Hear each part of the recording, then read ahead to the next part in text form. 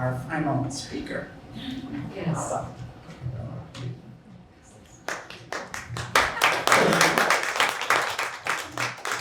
I'd like to introduce Abha Thakkar, is the Executive Director of the Northside Planning Council and editor of the Northside News. She's an active community advocate and has extensive experience with neighborhood associations and nonprofit organizations. She's a co-founder of the East Attendance Area PTO Coalition, the Dane County Time Bank, the Grassroots Leadership College, and the Northside Farmers Market. She's a consultant, trainer, and lecturer in the areas of relational community organizing, leadership development, capacity building, and international development. She founded and has managed a national nonprofit service learning program that connects U.S. students with children living in orphanages and refugee camps, and as a part of that work, traveled to 40 countries between 2007 and 2011. She's also a programmer, technology trainer, web developer, and writer. Abha received the 2006 Visionary Award for the from the Madison Social Justice Center. Welcome.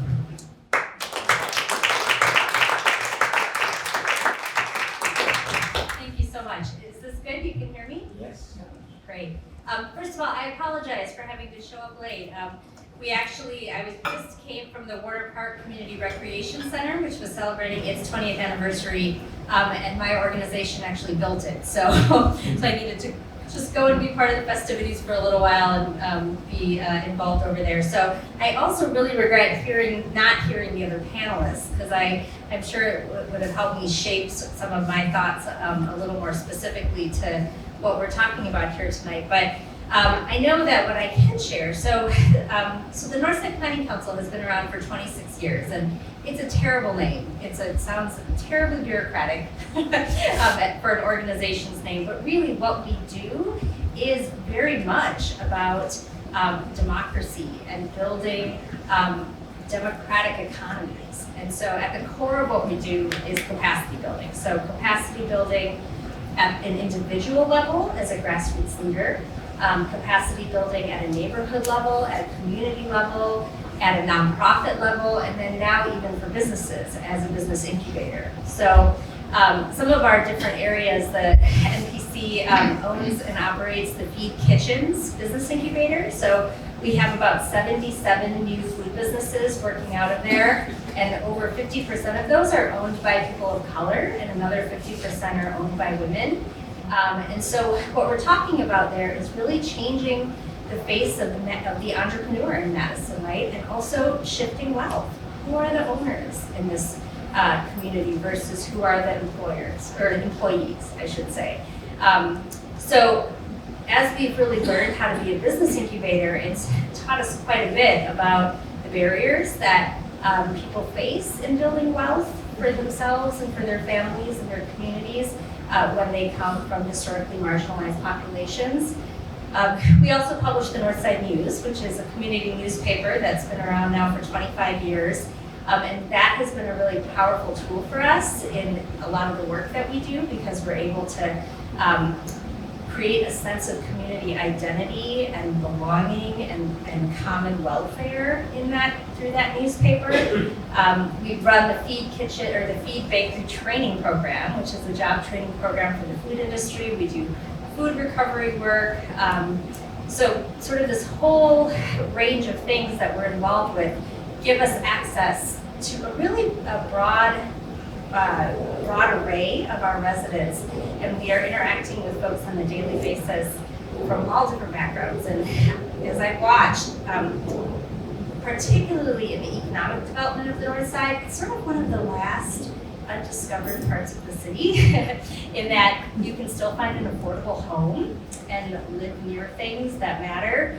And I'm never sure whether I want people to discover it or not, because that's part of what protects it, right? That's part of what has kept gentrification from becoming so much of an issue that it drives out our own residents. So when I look at the next 10 years, my biggest concern is as Madison faces development pressure, and as we have, a continually growing population and we are already facing a critical housing shortage, how are we going to make sure that everyone gets to stay in this community, that our wealth gets to stay in this community? And so for me, these tools are really critical. So cooperatives and community-owned land trusts, permanent real estate cooperatives as well. So these are all things that we're exploring right now to figure out, okay, in the long run, as our business owners retire and they start selling their property off, are they going to be selling it off to out-of-town developers, or can we possibly find a way to buy that land, whether it's as a commercial real estate developer, putting it in a trust, whatever that might be. And so many of the strategies that we're exploring are around how to build capital to do that, right? It takes money to make money. So one of my biggest dreams, I'll just put it out there, it's a little crazy, and I've said it out loud to some investors, is for us to actually be able to purchase the Northside Town Center, which is the shopping center at the heart of the North Side where the Willie Street Co-op and Goodwill are. So that's a pretty big chunk of land, right? But imagine putting that in a trust so that it earns money for the sake of the community.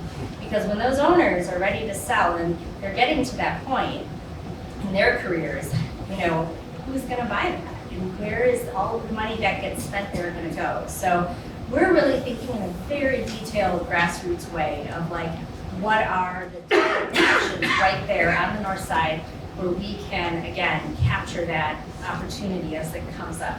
So just quickly, some of the challenges around that. Well, I should say one of our other projects is that we're also pursuing a 24-hour childcare cooperative. So childcare is by far one of the greatest needs in this entire region.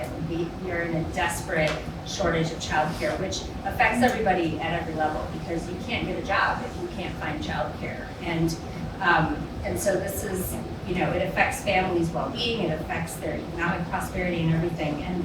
But again, caregiving is one of those things where, with some training and support, we all have skills for that. And so a child care cooperative is a really lovely concept where we really can help build a family's income while giving them or at least help them save money on child care costs while giving them the opportunity to be a worker owner in a co-op.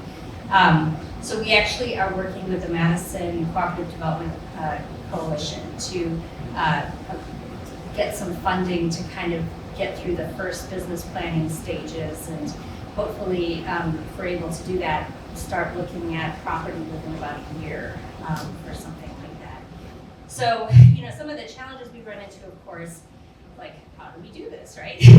The good news is, as a business incubator, we know something about business planning, right? And we know how at least to do that part of it. And then the cooperative side and the ins and outs of what a cooperative is and how you set one up and the governance models.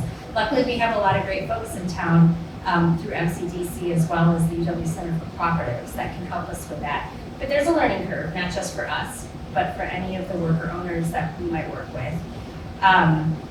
And then, in general, building that knowledge and capacity in people where it isn't just about the technical knowledge, it's also about the confidence. I can do this. I can be an owner, right? I don't just have to be an employee my whole life. And I think I come from a culture, I was born in India, and my entire family, and I hate to reinforce the stereotype, but if we're not doctors or engineers, we're business owners. and it's really just, except for me, who works for a nonprofit, but that took a leap for everybody. But I think that it's very innate in our culture to be an entrepreneur, and in this culture, it's much more, I think we're trained to be employees and to think of ourselves that way. So switching that paradigm is a huge thing for individuals when taking on a project like this. And then, as I said, capital is always big. Now, we have the ability at this stage in our development, because we own property, we own the feed kitchen, so we can actually leverage some capital for these projects. However, it's one thing to leverage the capital to buy land and to build. It's with a strong business model, you can generally get that money at where we're at now. But even just the operating funds it takes to staff the development of a project like that, right? It takes time to scout out the property. It takes time to figure out, to write that business plan, do the feasibility study. So all of that that investment is a really key piece for a nonprofit like us, where we have limited resources and we can't necessarily dedicate a staff member to do all that planning work in advance without the funding for it. Some of the other things, just doing this once or twice would be very helpful so that once we get past those hurdles, we'll know sort of what we need to do. And I think once we can sort of become an incubator of co-ops, right? And an incubator possibly of land trusts or such community real estate projects. I think we'll know how to do this better and can also then provide support to other groups. And then finally, the biggest paradigm shift I think has to be around the idea that economic development does not have to be zero sum. And in capitalism, we think that way. Like, oh, well, if you want jobs, you have to bring in the F-35s, which are gonna put thousands of people out of their homes, right? There are other ways to create 64 jobs. That's my opinion on that. Anyway, so I think really helping people think in terms of win-win situations. How do we all invest? How do we all work together?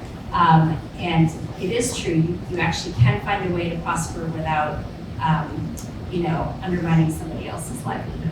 And so, and I think that's kind of been our biggest challenge, is to get people to believe this is possible in the first place.